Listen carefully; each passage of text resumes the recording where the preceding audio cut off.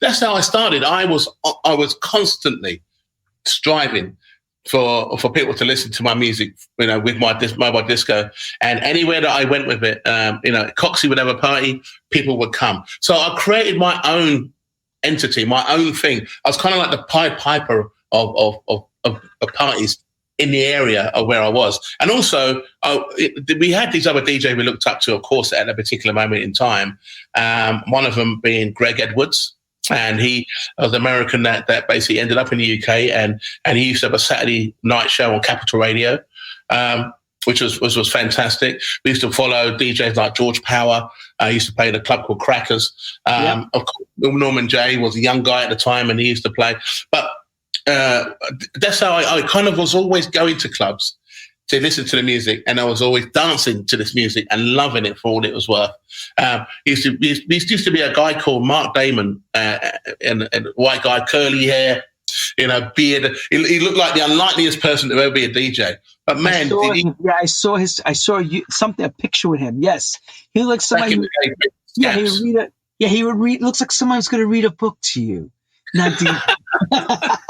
Yeah, it was unlikely. He didn't mix a toffee. He didn't mix nothing. He just played the records. But my God, the tunes he played on a Tuesday night. And I was still young. I was like 16, 17 years old, got my dad's shirt on, bit of a moustache, I go there.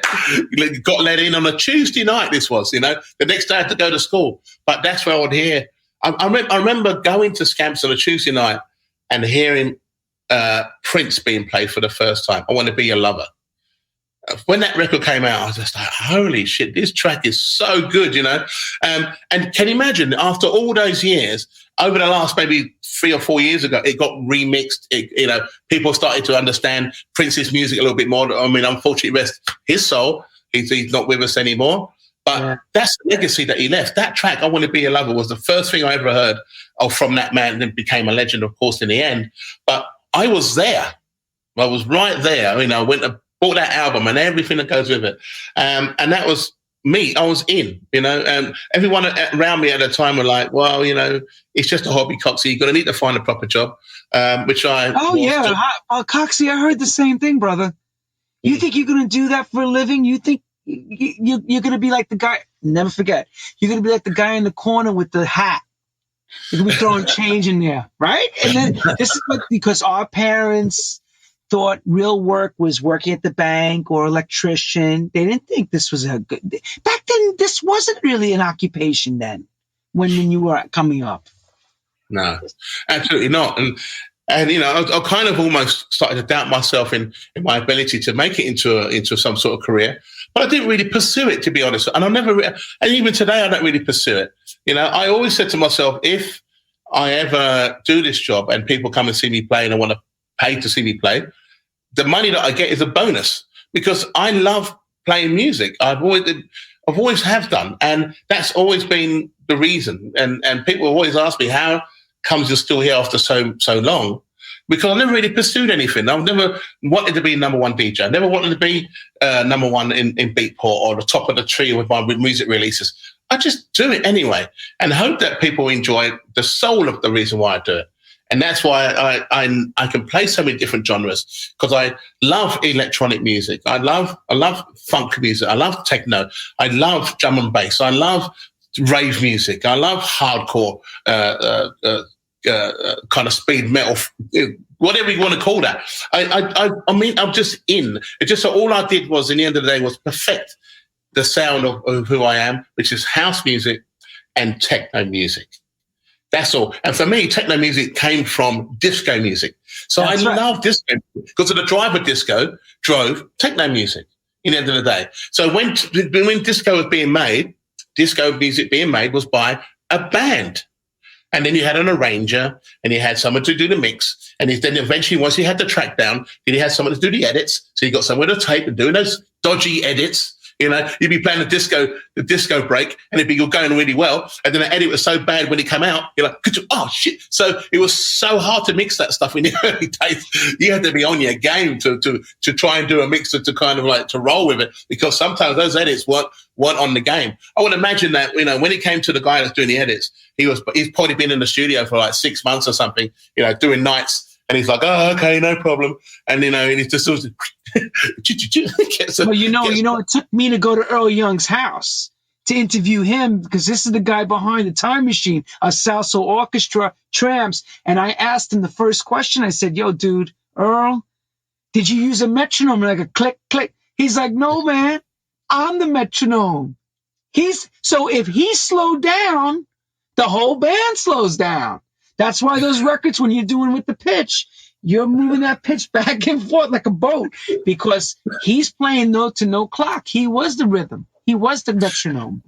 Yeah, and he felt it. When you play these records back, especially me with Cabin Fever, but it reminds myself of those days. I mean, today, the millennials, or call him whatever you would like, and I'm going to sound really old now.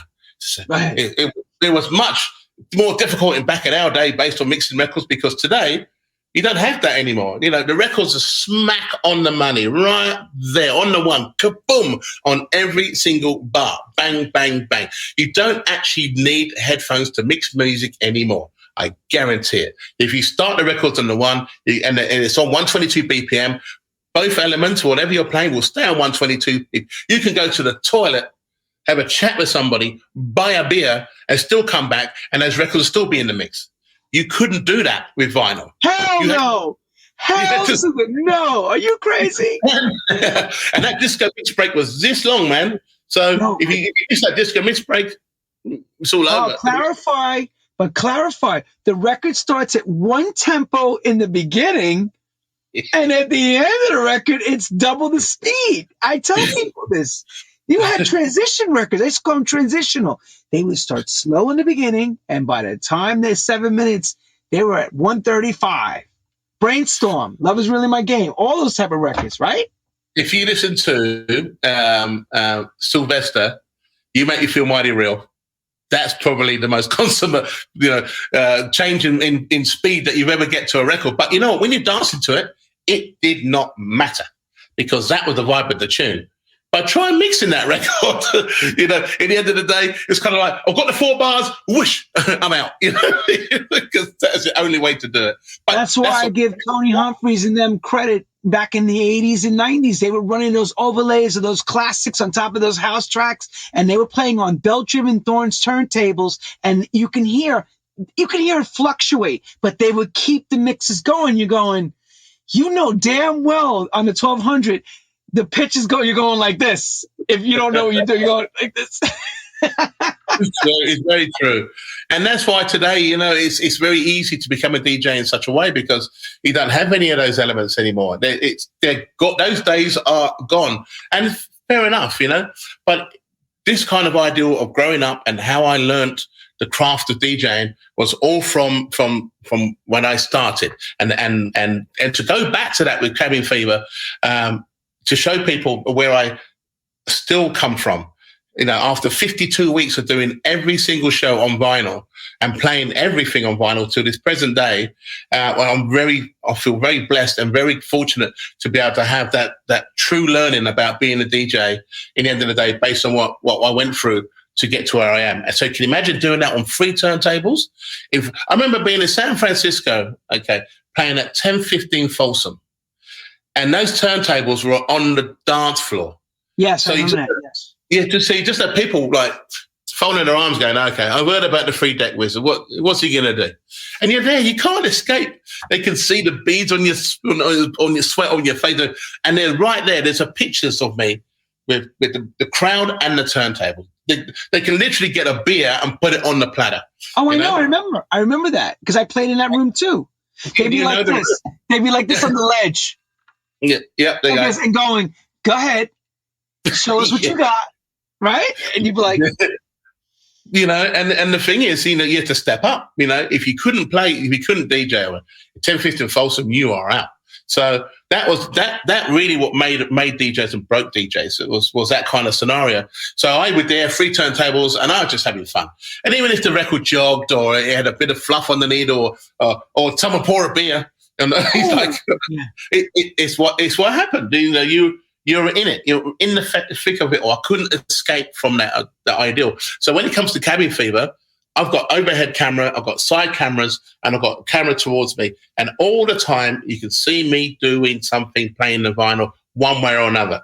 And I loved going back to where I came from with that. And I think that's probably one of the reasons why Cabin Fever became so, I would say, important in some ways for a lot of people, because they see me back to where I came from, because I've never seen it before. They heard about it, but I've never seen it. And that's why I really wanted to do Cabin Fever in such a way to show people where I came from with this music. I even surprised myself, to be honest, sometimes with the music that I have. And believe me, out of 150 records, 1,000 pieces of records that I have, I've already played that much of them after 52 weeks. Yeah. It's not that, maybe 1,500 tunes out of the records that I've chosen to play Cabin Fever. There is so much more. Do you know what I love the best about that show? Because I've watched it. When you grab the microphone in the beginning and you explain how you got that record. And I said, oh my God, these kids have no clue what he's even talking about. Because I knew exactly what you were saying. All of us that grew up around that music, when you got it, the people who played on it, I heard you mention. I'm like, when has anybody done that? And you actually could see in your house watching you with good cameras, very good cameras. They were all around you. I says, good on you, mate. Good on you. So let's go back in time a little bit. So disco sound system. So you are a disco boy. Thank you for clarifying that, which I kind of thought. And the electronic. So you did the electrical apprenticeship. You worked and you built up your sound system and you built your scoops and everything. We're going into, I guess, now into the 80s now. So where are we going with this as far as you working with doing mobile gigs? So how does this go? Do people start sussing you out for private parties? Or are you doing big events yet? Where are you taking this on your journey? Yeah, it was all about London clubs and regional clubs. It was a friend of mine called Ray Locke. And another guy called Leroy James. We became James, Cox and Locke as a trio, going out doing mobile discos. So we would do weddings and we would do our own inimitable funk and soul and disco parties around the region. And then we were through Ray Locke, actually, he had kind of like ties-ins with certain promoters, Rusty Egan, Steve Strange, a lot of these guys at the time were doing events in wine bars and clubs in London, a place called the Blitz and all Planets and all sorts of great clubs. And Ray would always ask me to come in as a warm-up DJ for him. And Trevor Fung at the time around me, and Paul Oakenfold in the early days. These are the kind of crew that we had in South London, but also for me, that I had the sound system. I would basically put sound systems in for Paul Oakenfold, and Trevor Fung, and me being with Ray Locke and Leroy, there was a crew. So this is how that all kind of came about. So when I was 17, 18, 19, 20, it got to a point where the sound system was getting bigger and bigger and bigger. The crowds are getting bigger and bigger. The events were going. We used to do like a party in Brighton, a place called Second Avenue, and it was just this house in this great old house underneath in the basement there.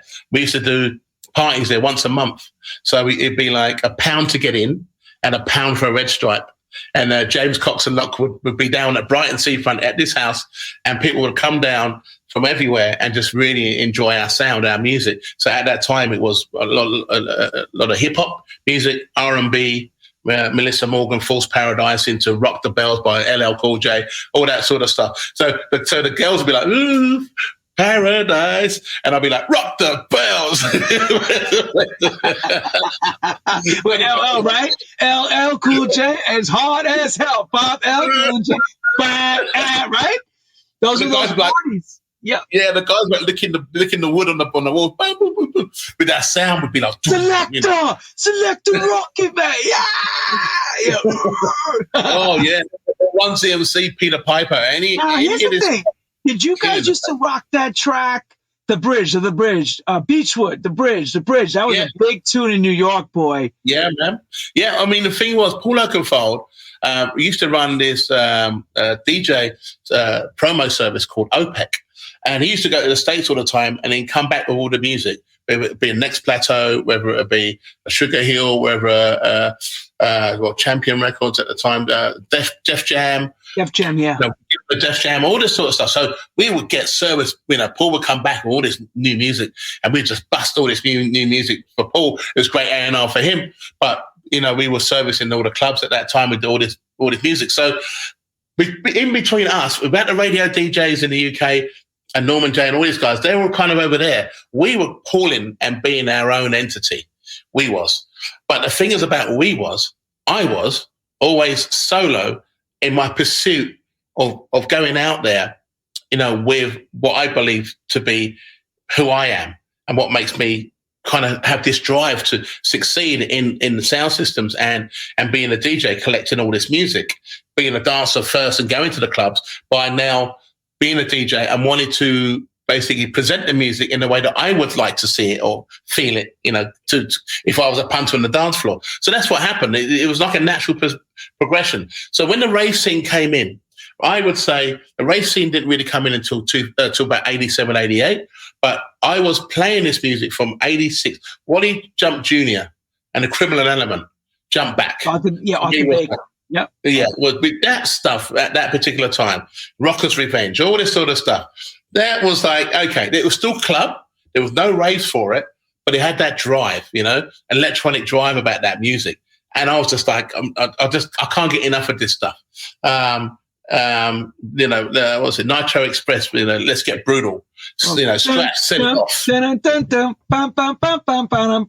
And all this stuff. That for me is it's early electronic house music to techno music. So I would play all at the time. I would play the R&B and the hip hop sound and all. But you had this drive in this music, and then eventually Todd Cherry, A Day in the Life of Todd, and he'd be like, poof, check that out, Royal House, Can You Party? Check that out. It's like, whoa, what is going on with this music? Just enjoying. And then the Detroit boys are coming in with their sound, and I'm just like, I've just got to lap this all up. Screaming Rachel, Trax Records, Adonis, all this sort of stuff. Chippy, Time to Jack.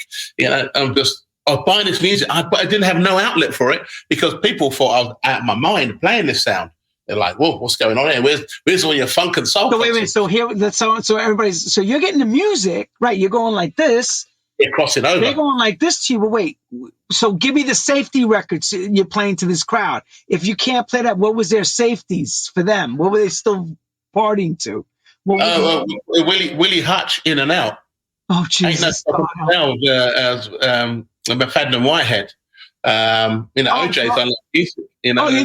So that would reassemble the dance. So that would be like okay, let me play these 3 records, get them back, and then let's play Nitro Deluxe again. Let's get brutal to try to teach them, right? It was the only way because it was unheard of. This music wasn't really radio. It was club. So the only way you got exposed to it is if I played it. And so I played it, and I would clear the dance floor half the time because there was no support for that sound at the beginning. But I loved it. That's the thing about it. And I was very small fish in a very big pond at the time. I was just a black guy with a sound system playing the music that nobody really wanted to listen to at that time. Right, yeah. You got everything going against you, every odd. Everything's against you. You're playing the wrong music, which is right music.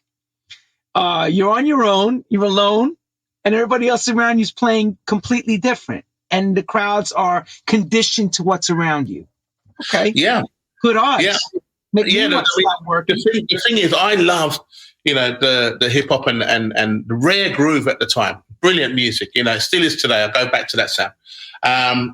But it became a bit of a lifestyle, the whole Public Enemy style of hip hop and EPMD and all of that. All great records, but it was very kind of centered into that sound and that at that particular time. Is the reason why I played R&B in between that sound to lighten up the mood of the hip hop of where it was going, but also to have interaction of girls being involved in the music as much as the guys were. But also I wanted to always up the tempo from disco music because, as you know yourself, disco became a very dirty word. Nobody wanted to entertain disco music anymore because of the AIDS pandemic and what it stood for the gay community and all this sort of stuff. I love disco music, but that's what happened. So, and then in America, obviously, it got kind of disbanded, and the radio station didn't play it anymore, and all this sort of stuff. And also for me, disco did become commercial, but there was some amazing greatness in there as well. So with my show, Cabin Fever, there's a couple of shows where I just play disco music and just have a lot of fun with it. But today you can hear disco elements in all the music today, all of it. Every single thing. It never left us. It never left us. It's around us at all. It's around us. Yeah, I mean, if you listen to my show that I even had it out on BBC Radio 1 because I became a resident. Congratulations! I wanted to ask you how that happened and when did that consummate for you? The Radio 1 residency. Just before Christmas, they asked me to do it, and I think I have to be honest. I think Cabin Fever really showed people that I could be historic, but also reach to the now generation with the music that I love.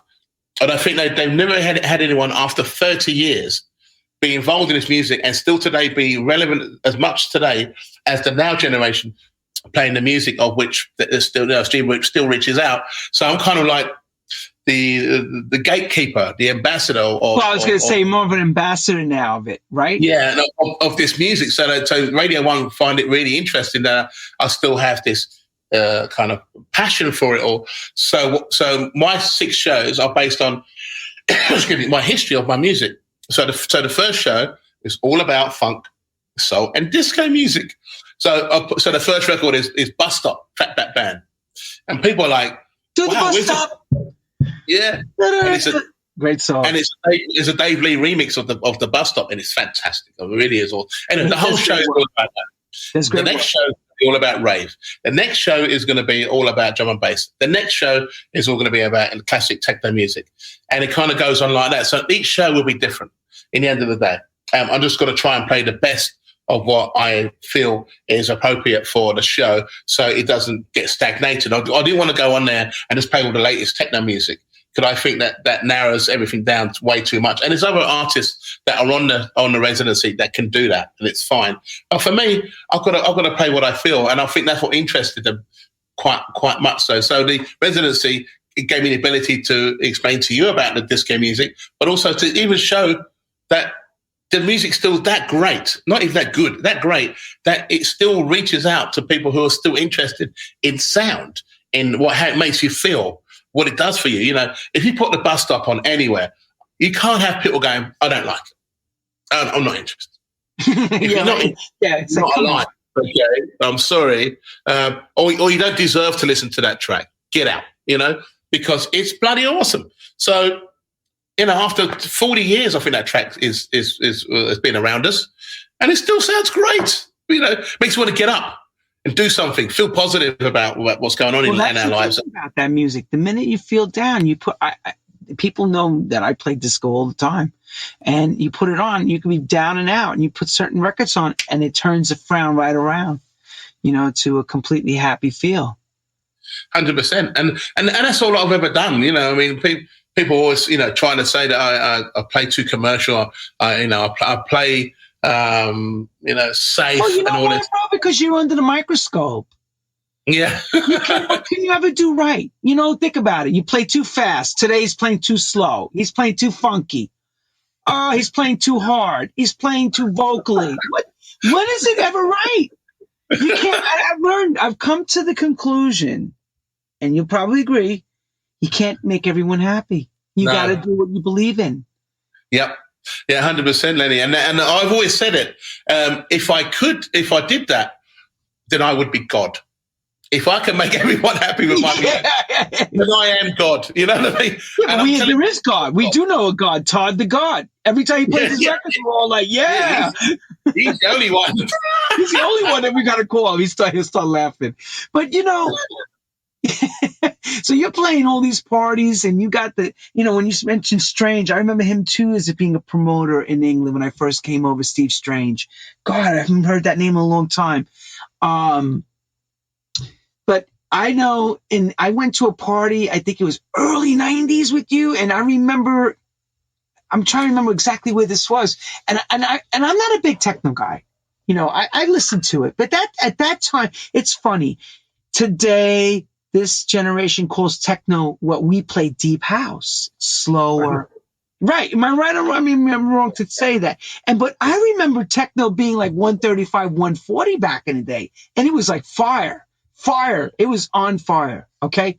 So you're playing hip hop, reggae, R&B, rap, all this, and you're getting all the promos. And then you're even touching, I hear Arthur Baker, the AIOU sound, Electro, and we're moving up. When do you break out in London? Like, when does all of a sudden now you go from, like you said, I was part of this, the three guys, to now you become Carl Cox, sort out. When does that begin? So 87, 88. I was kind of doing a lot of my own parties. I basically moved from South London, where I used to live, where I grew up with my family and my parents, a place called Rosehill, in Surrey, Sutton, Surrey. And I moved out 1984 from there, and I moved to South Coast, to Brighton. And then I kind of started my trade as a DJ in Brighton with a girlfriend at the time called Maxine Bradshaw.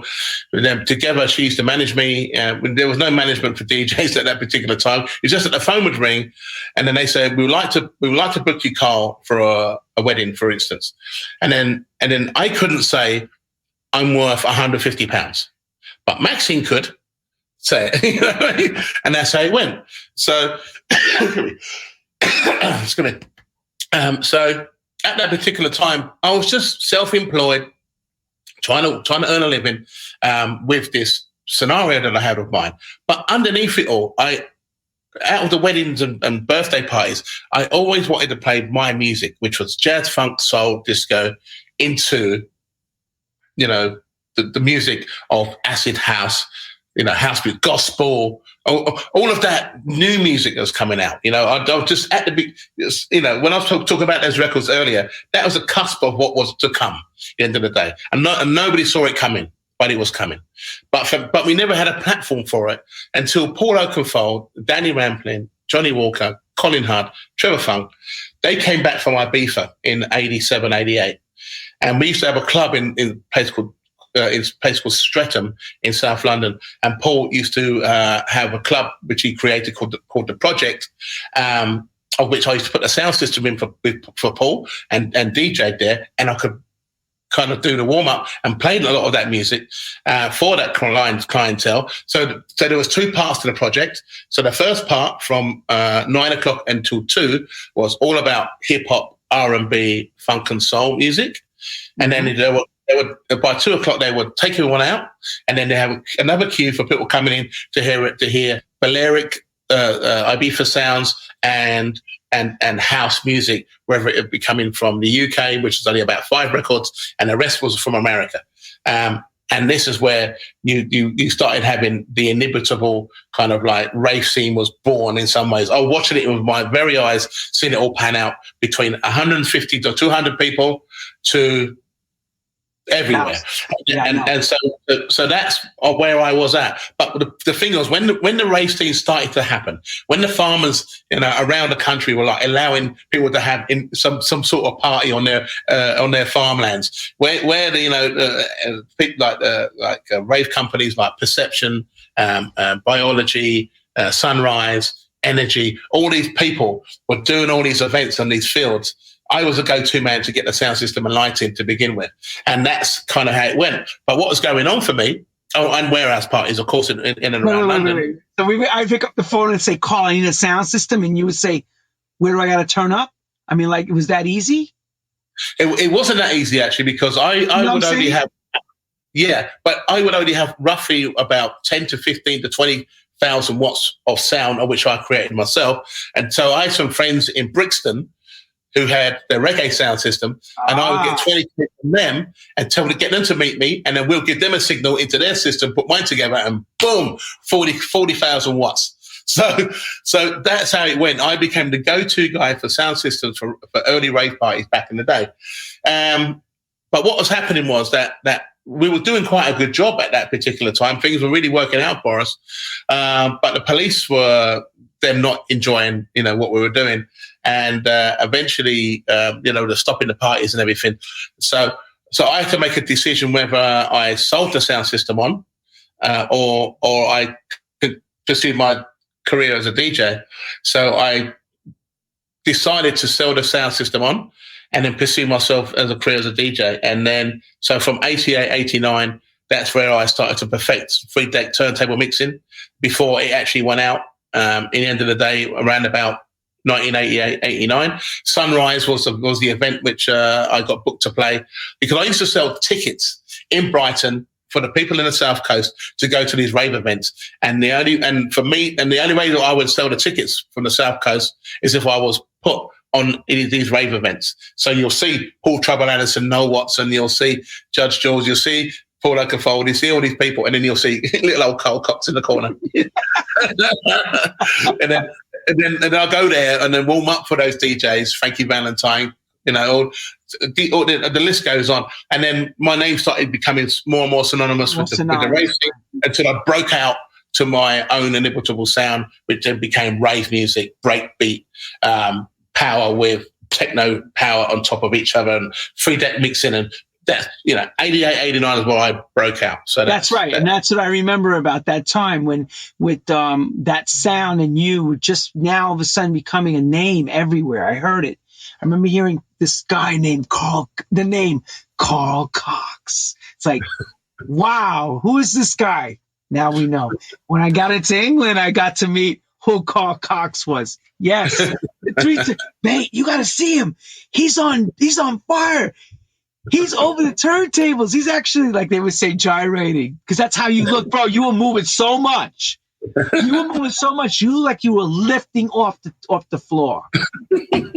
I said, either you want to dance or you DJ, and you're doing both. I mean, it's like I was watching it. Yeah. I mean, I always felt that I didn't want to miss out on the reasons why I DJ'd by dancing while I'm DJing. I'll still do it on, as you see, Cabin Fever. I can't stand still. Yeah, I know. Of course you can. I hear a record, I'm just like, Yeah. There's not one point in any point in the time, even of my time of life today, that you see me standing there with this music. It's impossible. It really is. So you can imagine, 30 years ago, I'm just like, just in it, or just in it. No computers, nothing to help me apart from hopefully that the needle was to stay on the record, and that was the thing that was kind of like, flying by the seat of my pants and hanging onto the side of a cliff with all these mixes and tracks and sounds and being chased by the police, and is it going to go on, and is it going to rain? Is it going to be too right? All of that stuff was magic, and we'll never get that back now because it's a different time. And also, all the millennials never went to a rave. I mean, that's the problem. Most of the party people of today now, it's not their fault they was never born, or whatever. If they were born, they were like 6 or 7 years old. They won't know what it really felt like to be there. And you can hear as many stories as you like about what it was like, but unless you was there, you would know. I went to a barbecue. This is off topic, but it's on topic, and you'll see where I'm going to go really quick with this. Watch this. So I went to a barbecue. The person that put it together was Tommy Musto. Oh, wow. There you go. Tommy Musto, Johnny D sitting there, Ralphie D, D'Agostino. I know you know Ralphie. There you go, Ralphie. And we were talking about you, and Ralphie was talking about the first times that he went to England and how because that's another disco story, similar but different, like yours, where you did he was God. He was part of the end of the disco thing at his club, Odyssey 2001, and he recreated himself in the techno world. And it always made me go nuts, because how do you love something so like the Tramps, disco records like that, to go playing this fast, heavy, hard music? And he said Lenny was like Giorgio Moroder stuff for me on steroids. And he kind of so, because Giorgio Moroder to me is the architect of that sound. When you hear I Feel Love and those type of records, they lend themselves to where this techno scene starts. So we talked about that then, but 88, 89, you break out. When does because I know Rampling them are coming back, they create Shoom, and they're bringing the Ibiza sounds and all that stuff. Shoom is starting. All these small parties are beginning, this feeling of house is in the air. When do you start to step out of London and touch Spain and those places? When do you start doing that? The traveling? Yeah, and again, Lenny, a fantastic question. Because I never thought that in my whole entire life, that I would even step out of the region that I was playing in. I just thought, me breaking out in my local community was the best. If I took a bus to Croydon or something, and 20 minutes away, wait. Can I say this too about Croydon? And I learned this from you guys in London. This is the funniest thing. If you have friends in Croydon, keep them over in Croydon, they would tell me. I never understood. I'm like, what Norris, the boss, told me. You got no people in Croydon? Well, they didn't stay that way. I'm like, what does that mean? But you know what I mean. But I tell you that. They're like, we don't commiserate with them. It's like that's so funny to hear. Like a bus ride. But it's like that. He told me it's like that. The problem was about Croydon, and of course we don't really want to go off topic too much. That's where the record stores were. Beano's and another record store called My Price Records, where Jazzy M used to be there. Colin Dale used to be there to buy, and in fact, My Price Records became My Price because of another record store called Diamond Records, which was the place that I used to buy all of my music from 1976, 77, 78. So Diamond Records finished, and then My Price started. And when My Price started, is why I started buying all of my house music. So that was the reason why I went to Croydon, got my music, and got out of Dodge. Hey, it sounds like you're in a bad neighborhood. You don't go to Croydon. Get in there, get out. I'm like, okay. Just go there, get your records, get back on the 157 bus. 157 back. Get back. and that's how that went. But the thing is about the whole scene at the particular time, it was just so alive, the mysterious. Where's it going? When Paul came back from Ibiza and Danny Rampling, he knew I bought this music, and one day he came to me at a club I was playing at in. I think it's Kingston in Surrey on a Tuesday night for the Boiler House, Ben and Andy from Boiler House at the time. I was playing this music, and Danny was like, look, I want to create this club in South London at Southwark Street called Shum. I'm like, well, if you're coming to me because I'm playing with this music and this sort of stuff, it wasn't about money or anything else, that I love to do it. And I brought the sound system down for the first time. So he started the club Shum. I was on that for 2 months, I think it was. It was on once a month, and then they decided to get someone else, and then I basically moved on from there. But it was amazing the first time we did it, and it literally was just a fitness center with all the machines taken out, and all the walls had mirrors. So we had to go there, put all of the walls had covers, had all these amazing pictures and the day glow and all that sort of stuff around, and it had a wooden floor, which is great. Had 2 toilets. An exit, and you just came down the fire stairs to the venue, and I put a sound system around in the room, and that was it. Smoke machine and a strobe, and you went down the stairs into it. Now, the people that was turning up thought it was going to be like a funk, soul, and disco party. So everyone that was outside was wearing wigs, big collars, platform shoes, flares, all coming down like with this. Only to find out that they had nothing to do with disco whatsoever. It's just all this music, Adonis, No Way Back, all this sort of stuff was going on. They're like, huh? Can't dance to this. But 6 months later, everyone that came down in their flares, they changed all them attitude, their minds, and they came down for that style of music that Danny was portraying. And it just flipped it like this. The whole scene just flipped on its head. And for me, that's where I kind of knew where I was going or where I wanted to be in the end of the day. So from that point, so basically Shum is groundbreaking then, that whole party and that whole thing. So you're still thinking local. You're still on a local level. You haven't traveled yet. Have you even gone north yet to Manchester to play or any of those places yet? You haven't even left London yet. No. I had so much work, just in the London area to begin with. And then when I was starting to DJ, and then the work that I was doing with the sound systems, I handed it over to someone else, and then they made a career out of it themselves. And then this is where I started being asked to go and play outside of London. Kind of a lot of it was like mid-country, like Birmingham, Coventry, Manchester, Leeds, York. All of these places that then eventually Scotland, Edinburgh, Inverness, Glasgow, it kind of, and then as soon as my name started getting banded around, I was going up and down the country like this for years, just playing these parties. I'll be doing 3 parties a night. So Thursday, 2 parties, Friday, 2 parties, maybe 3, Saturday, maybe 2 parties, Sunday, maybe 1 party, 1 weekend. So you're doing like 7 to 8 to the week from Thursday to Sunday between clockwork for a while, right? And then eventually, Laurent Garnier and Sven Väth, actually, and Mark Spoon, God bless his soul, they knew of my music, my sound and everything, and then invited me to play in France with Laurent. I started with Jim Masters, a club in London called, and Trevor Rockcliffe, called Ultimate Bass, 1998, 97, 98, and Ultimate Bass became just synonymous for the music we were playing at that particular time.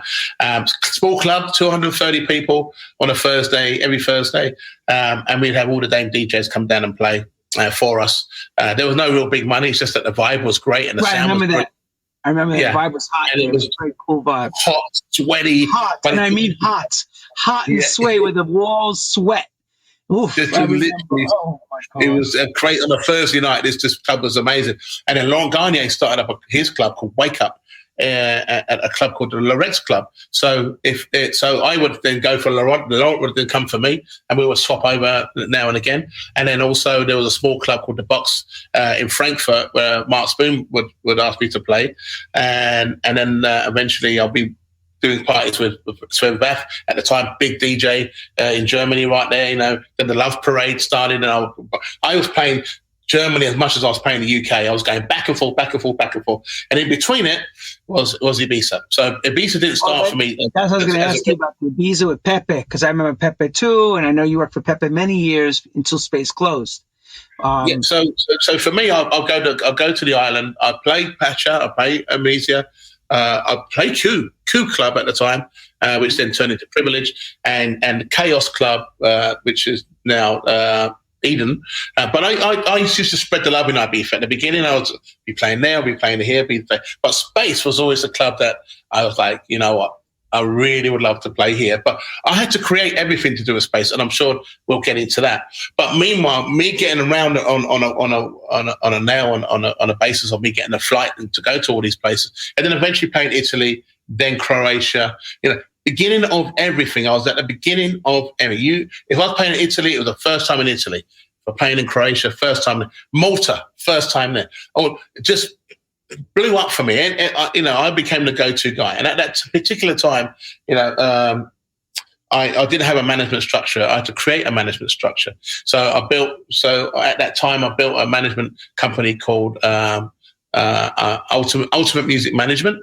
And with my wife, Rachel, ex-wife Rachel Turner at the time, we built an empire. And that started the club, Ultimate Bass, with our DJs that we had at the time. And we were basically building the empire, building the brand. But also in the midst of all of this, I was signed to Perfecto Records in 1991. And the big record that came out at that time was I Want You Forever. So I was being propelled beyond belief with my music coming out, with my DJing, with my name being synonymous with the scene, of which I would get booked to play all over the world the whole time. And I just went, right, well, it's work for me, that I've built up and I've worked really hard for. And all I'm going to do is just be really, I would say, respectful for my position, and also to be able to be, every single time I played that, it would be at the very top of this game by whatever I played, whether it's house music, whether it's trip hop, whether it be breakbeat, whether it be hard techno. I remember playing in Dortmund, a thing called Dortmund, Mouse Hair in English. Dortmund, Germany. Yes. Yeah, and then we played Mayday, and Mayday was basically the best technical event, sound and lighting that you've ever played on. And I'd be there with my breakbeat and my hard techno, and I just gave it to the Germans, just give it to them, and they'd be like, "Oh my God, who's this guy?" I used to go on after Marusha, and then Westbam would come on after me with Afrika Bambaataa. So it's such great times. I mean, all of this, it's all there to see. It's all on YouTube if you choose to find it. But my history of all of this is extensive because I lived through all of it and still living in it still today. Yeah. Well, apart from the pandemic, I'm sure somewhere we'll get back where we were, but it will be different, of course. But at this time, it really was all about head down, ass up, get on with it. This is your time or my time to be able to do what I do and to lay the legacy down of who I am as an individual. I never really had anything handed to me on a plate at any point. I never was asked to be a CEO of any record label. I wasn't asked to be on a radio station and to command a radio station in any way, shape or form like Pete Tong. I've just worked really, really hard, and my effort, ethos has always been about that. It's like Cabin Fever. Cabin Fever was only supposed to be 4 shows from a mobile phone, just pointing at my decks, and I was just going to play music. And then it just went week 5, week 6, week 7. I'm thinking, well, I better buy some new cameras and some new lighting. And, we've got my recording studio. I'm going to change it from my bedroom now into the recording studio. And just grew and grew and grew. Now we're into week 30. Week 31, 32. Yeah, I check it. This is the same situation. The cameras, the microphone, this, that. The same thing happened here. We went from my hair looked like we were going like, okay, this is going to be like 3 weeks. We'll be fine. And now we're at a television station. It's crazy. Yeah, we're broadcasters. We're broadcasters. Tonight, right here from the BBC. I mean, like, this is what we're doing. I mean, what do we do? And it's work. It's work that we love to do, and we want to share, and you can come into the conversation, and you can listen, or you can switch it off. But these are our stories. This is what we live for. This is why we do this. At the end of the day, I don't exist because EDM turns up, and then therefore I play all these EDM festivals, and there I am as a big EDM DJ. No. At the end of the day, as far as I'm concerned, EDM, I know EDM, I still be doing what I'm doing today is because I love it. It's the reason why I work so hard. And it wasn't always plain sailing. If you can imagine traveling so much, you'd be missing flights. The event would be cancelled. Something's happened with the license. All this sort of stuff, which, you have to kind of deal with. I remember going into a place called Marseille in France. A friend of mine called Tom Pooks is like, yeah, Carl, I can't wait for you to come and play Marseille. It's been great. Your first ever big event playing Marseille. It never rains in Marseille. It's always... It never rains? Wait. It never rains. It rains in Marseille. Right? What's that day? I go there. I'm in the hotel room when they get picked up. They have the biggest storm you've ever seen. Took down half of their production, and they rang back and went, "Carl, you might want to stay in the hotel because there's no event for you to play it. It's rained off." So what happened when it never rains in Marseille? It's like, and you plan yourself to be there. You don't plan yourself to stay in a hotel room at that particular time. But these are the things you're faced with, and you just, you reschedule that event, and hopefully you can come back and basically come back and do what you do. My whole life hasn't been just about music, though, as you can imagine. It's been about living, friends, connecting. And for me, it's always been about cars, motorcycles, traveling in that aspect, and enjoying camaraderies with the hobbies and things that we enjoy. So, as you can see here with my T-shirt, if I'm trying to get it right. Yeah, I see it. These guys are fantastic at creating turbos for race cars, this sort of stuff. And I have these race cars, drag racing, which I really enjoy. So can you imagine, I have on one side of my life is all about music, in the studio, making music and getting out there late nights and traveling. And the other side is all about my hobby, what I strive for in the end of the day, to have something outside of the music that keeps me sane. So you're a petrol head then, as they call it? I'm a complete and utter petrol head. Because I see you drive your motorcycles, and I see you have a fastback. I see. Because I had a 57 Chevy. I own the 67 GTO. I know that's like, it's It's a never-ending money pit. And I have a 1956 Chevy Nomad Bel Air, and it's absolutely gorgeous. You know, when I pull this thing out, it's all full of chrome and just steel, and the sound of the V8 and everything. It's been modified. It's a resto mod, but it's gorgeous. And you know, I don't think it's so much about it being classic and I'm old. I just think it's all about what a real car is all about. You know, right, exactly. You know, how it makes you feel and how it makes other people feel. Because if you ask any millennials about a 57, a 56, or any of those cars, Chevys, they have no idea about cars. They not even interested in it, because you know the interest of kids today or in our generation is about TikTok. So they're not interested in anything. No, but you know what they would rather see you do? Pull the carburetor and hold and go like this. Something silly.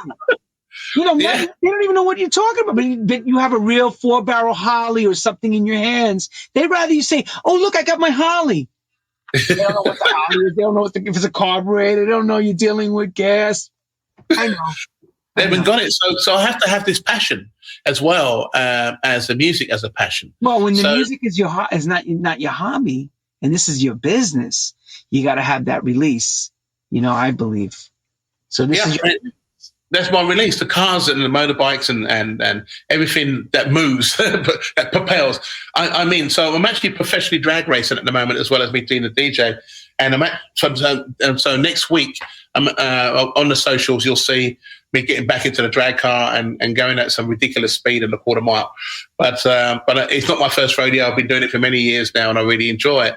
So where I am at the moment now with my stories is based on kind of getting people to understand that not everything is about just one thing. It could be an abundance of everything, as long as it makes you feel happy. So you don't actually have to make just house music or techno or just drum and bass or deep house or whatever. Do what you feel is right for you. In the end of the day, that makes you who you are. And that's what's going to get you where you would like to be today. Because so many people try to reach the higher heights by copying other people's successes. And it never works in the end of the day. And especially these days now, because I think it's a really good time for people to make your music, your sound. There's no dance floor right now. So make your sound. Create, be experimental. Go as fast and hard and dark as you like. There's no preference to where the happy, sound, bright, and lovely, whichever way. Anything right. Whichever way you want to see it. And I try to portray that again with Cabin Fever, you know, based on its ideal of sharing the love of music. And throughout all of this, you know, me being invited all over the world to do this, I still get kind of like, you know, goosebumps about you know, where I'm at and what I do and the expectations of that. Can you imagine the expectations of my next events when I go back out? You won't be this level. It's like this level. Carl Cox is going to bring it. I'd be like, yeah, you're right, but I haven't done this for a while. But you know what? You're a veteran. You'll get right in it, bro. You'll get right in it. And I think I've done two events in the last year here in Australia. Which I was jealous, by the way. I was like, oh my God, he's playing? Yeah, we was actually playing, and we went straight into it. Myself, Eric Powell at the time, he lives here as well, from Bush Records. You know, we're just looking at each other going, man, this is just a gift for us. I mean, it's still a social distancing, COVID-safe event, but the atmosphere was so amazing, and so you could just feel that the people really miss the idea of what we do or what I like to give as music, and how we get it received back from the punters and from the people is amazing. And for me, you know, there's so much life in this music. I've never thought, Lenny, that after all these years, that a record like Spread Love, like Al Hudson and the Soul Partners, could be so poignant in our lives even today. That record has so much class. And the way how you've kind of wrapped yourself around this mixel and still oozing out just the reason why we exist is just phenomenal, really. So I have to tell you that, you know, what you're doing as well, it's just been just a big integral part of the reason why this scene exists. Because of that, I'm going to tell you something, brother. Thank you for sharing your dance floor, your people with my music, and how important that was to me. and how transcending back in the Twilo days when you rocked our Chocolate Sensation or one of those records. So thank you and all love to you. And you know, I've always told you that, but now I'm saying it over God knows how many thousands of people watching. Okay, so now I'm going to get the boxing gloves out. Pepe Space, you create a legacy, brother. Come on. You tighten the tape up and tell us, you know, you start out year one, because I was right there when it started. So go ahead. Yeah, I mean, the thing is about Space, and I know a lot of people really want to know if it's going to be coming back, and whether you hear it from me or you hear it from anyone else, it's impossible for it to come back in the way that it was anymore. The doors did close in 2016. I would like to have seen it back open again. I tried to do something within the company, as people know, because I didn't want to let it go that easily. You know, it felt like the rug was just pulled underneath us. Why did that happen? Why did they lose it? What happened there? What was the inside track to Space closing? What was the reason for that? Well, you have a family on the island called the Matutis family, and the Matutis family own like 2/3 of the island land. So Pepe, back in the day, was always making these kind of like parties for his gay community in and around Ibiza, and he needed like a kind of a super club ideal. So when Pepe was doing a lot of these clubs on the island, they were quite small, intimate, but you know, they were good party. Pepe got known for that, being the consummate host, as you can imagine. Very true. Yeah. Yes. Pepe is very particular. He knows what he likes. Yep. Yeah, very much so. And so when Matutis and Pepe at that particular time, and I would say, well, the club opened in 89, I suppose 2 or 3 years before that. The car park at Space, where you see, was just land. There was no club. So I would say that Matutis said, well, if I give you this land, over the many years, there's a rental or a lease on the land. It's very Spanish. They probably had some sort of paper, and they wrote it in. I don't know. Tissue. Or some tissue. They went, hey, right, you find it on. Yeah, right. Here you go. The back of the paper. Sign here. I know Spanish is dodgy. They do dodgy stuff in Spain. Everybody knows that. Bad. It's just like, you know, whatever happened, it was very, very loose. And then Pepe built the club as he foresaw it. And then it was literally for his guests and his people on the island to come into something wonderful. And then he decided that club, once it got built, would be the consummate daytime club, because Pepe liked to have people there, dress well, look, feel good, go to a club, but come to my club in the daytime, have something to eat, listen to this music. So the discoteca inside the club was just something of which he wanted to eventually have as a nighttime club, but it was all about the daytime to begin with. So when he walked through the door, the terrace was the first place he came to, and it was a lounge terrace. There was no dance floor. There was a dance floor, but we never used it. It was always tables and chairs and cushions, and in the bar, the DJ would be on the bar playing the music out of these small, tiny speakers, a couple little sub-bass units on the floor, and that was it. Inside it, if you wanted to rage a little bit more, it would be air-conditioned, freezing. It'd be black and dark in there, and it would be loud and noisy. The sound system was terrible in that room, but it was what it was at the time. So you kind of went in there, you kind of bopped around a little bit, and he came back outside, and the sun on your skin, the plane would be going overhead, DJ would be playing some sort of Bel Air record, and you were living. You're like, that's what I'm talking about. Every Sunday. Yeah, right. Good feeling. All right. This was great. And he just met beautiful people, great looking guys, great looking girls. You're there. People are working right now. You're there on a Monday, just like hanging out.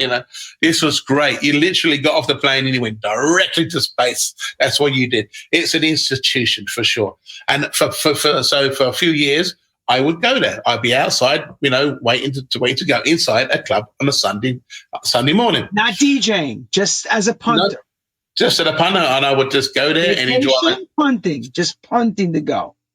I go there with my little 50cc medped from San Antonio. Exactly. Racing there, right? Racing there to get there. Yeah.